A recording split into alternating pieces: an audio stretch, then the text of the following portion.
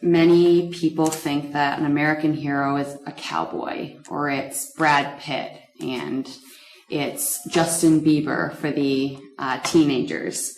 But in reality, when Obama became president, he became the new face of the United States. He became our hero. The United States dealt with a lot of racist issues in the 60s and the 70s. And as we've slowly come out of this time period, Obama has led this charge.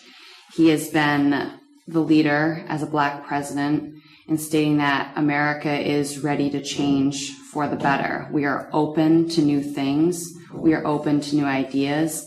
And we are not this closed off country that wants to be a superpower, but one that wants to accept and respect other countries. With Obama being the American hero, he pushes for equality for all students to go to university.